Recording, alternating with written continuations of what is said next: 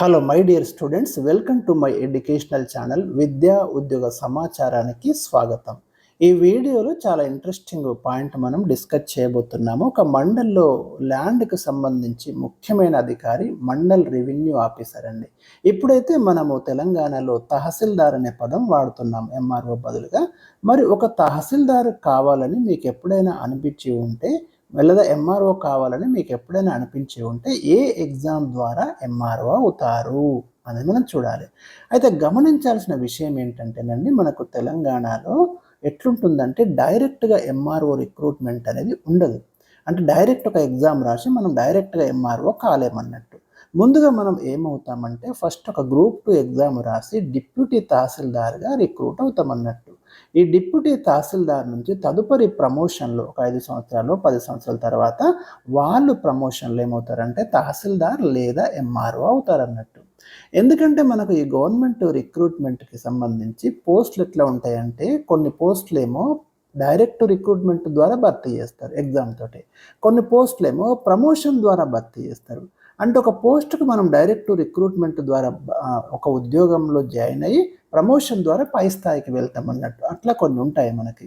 కాబట్టి ఇక్కడ MRO post అనేది డైరెక్ట్ రిక్రూట్మెంట్ పోస్ట్ కాదు, ప్రమోషన్ పోస్టు. అంటే మనం ఎంఆర్ఓ కావాలంటే డిప్యూటీ తహసీల్దార్గా ఎంపిక కావాలి, లేదా డిప్యూటీ ఎంఆర్ఓగా ఎంపిక కావాలి. దానికి ఎగ్జామ్ రాయాలి మనం. ఆ అంశాన్ని ఇక్కడ మనం వీడియోలో డిస్కస్ చేస్తాం. హెడ్డింగ్ చూసి మీరు అనుకోవచ్చు ఎంఆర్ఓ డైరెక్ట్ అవుతారా అనే డౌట్ కూడా మీకు వస్తుంది. Direct car. డిప్యూటీ తహసీల్దార్ రాసి ఎగ్జామ్ సెలెక్ట్ అయ్యి డిప్యూటీ తహసీల్దార్ ఎంపిక అయ్యి వాళ్ళు తహసీల్దార్ అవుతారు. అది మనం చూద్దాం ఏ ఎగ్జామ్ రాయాలి. మరి డిప్యూటీ తహసీల్దార్ కావాలంటే రాయాల్సిన ఎగ్జామ్ గ్రూప్ 2 ఎగ్జామ్ అండి. ఎవరు కండక్ట్ చేస్తారు? తెలంగాణలో తెలంగాణ పబ్లిక్ సర్వీస్ కమిషన్ అని మనకి ఉంటుంది. టీజీపీఎస్సీ అంటే ఒక రాజ్యాంగబద్ధ సంస్థ. వీళ్ళు మనకి ఈ గ్రూప్ 2 నోటిఫికేషన్ జారీ చేస్తారన్నట్టు. ఈ గ్రూప్ 2 నోటిఫికేషన్లో డిప్యూటీ తహసీల్దార్ కానివ్వండి, ఏసీటీఓ కానివ్వండి, మున్సిపల్ కమిషనర్ కానివ్వండి, సబ్ రిజిస్ట్రార్ పోస్టులు కానివ్వండి, ఇట్లాంటి మంచి మంచి పోస్టులు మనకి గ్రూప్ 2లో ఉంటాయి. ఈ గ్రూప్ 2 ఎగ్జామ్ రాస్తే మీరు డిప్యూటీ తహసీల్దార్గా ఎంపిక అవుతారన్నట్టు. మీకు మంచి మెరిట్ వస్తే రెవెన్యూ విభాగంలో, తర్వాత ప్రమోషన్ ద్వారా తహసీల్దార్ అవుతారన్నట్టు. మరి ఈ గ్రూప్ 2 ఎగ్జామ్ నోటిఫికేషన్ ఎప్పుడు వస్తుంది అంటే మనం కరెక్ట్గా టైం అయితే చెప్పలేమండి. అవసరాన్ని బట్టి, అక్కడ ఉన్నటువంటి పోస్టులను బట్టి మనకి ఈ గ్రూప్ 2 నోటిఫికేషన్లు భర్తీ చేయడం అనేది జరుగుతుంది. వచ్చినప్పుడు రాసుకోవాలి. మరి గ్రూప్ 2 ఎగ్జామ్ ఏ విధంగా ఉంటుంది? దీని క్వాలిఫికేషన్ ఏంటి అంటే ఎనీ డిగ్రీ అండి. డిగ్రీ పాస్ అయినటువంటి ఎవరైనా కూడా ఈ గ్రూప్ 2 ఎగ్జామ్ రాసుకోవచ్చు మనకి. దీంట్లో ఏముంటుంది, మనకు పేపర్ 1 వచ్చేసి మొత్తం 4 పేపర్స్ ఉంటాయండి. ప్రతి పేపర్ 150 మార్కులు, అంటే టోటల్ 600 మార్క్స్కి మనకు ఈ గ్రూప్ 2 ఎగ్జామ్ కండక్ట్ చేస్తారు. దీంట్లో మనకు పేపర్ 1 చూడండి, general studies and general abilities అని ఉంటుంది పేపర్ 1. 150 క్వశ్చన్స్, 150 మార్కులు. జనరల్ స్టడీస్ అన్నప్పుడు అన్నీ వస్తాయి. హిస్టరీ వస్తుంది, polity, economy, current affairs, science and technology, reasoning, ఇవన్నీ కూడా జిఎస్లో భాగం. ఇది పేపర్ 1. పేపర్ 2 వచ్చేసి ఏముంది మనకు, హిస్టరీ, పాలిటీ, సొసైటీ.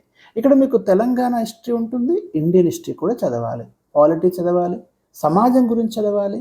ఇది 150 క్వశ్చన్స్, 150 మార్కులు. పేపర్ 3 ఏముంది, ఎకానమీ అండ్ డెవలప్మెంట్, అంటే ఆర్థిక శాస్త్రం ఉంది కదా, అది చదవాలి మనము. ఇక్కడ ఇండియన్ ఎకానమీ చదవాలి, తెలంగాణ ఎకానమీ కూడా చదవాలి. ఇది పేపర్ 3, 150 క్వశ్చన్స్, 150 మార్కులు. పేపర్ 4 ఏముంది, Telangana movement and state formation, Telangana ఉద్యమము, రాష్ట్ర ఏర్పాటు. మరి తెలంగాణ ఉద్యమం గురించి అందరికీ తెలుసు కదా. తొలి దశ ఉద్యమం 1969, తర్వాత మలిదశ ఉద్యమం 2001 నుంచి మనకి మలిదశ ఉద్యమం అయితే మొదలైంది. సో ఈ రెండు కూడా మనం ఇక్కడ ప్రధానంగా ఈ ఉద్యమ సమయంలో ఏమేమి జరిగినా, ఎన్ని సంఘటనలు జరిగినా అన్నీ కూడా డీటెయిల్గా చదవాలి.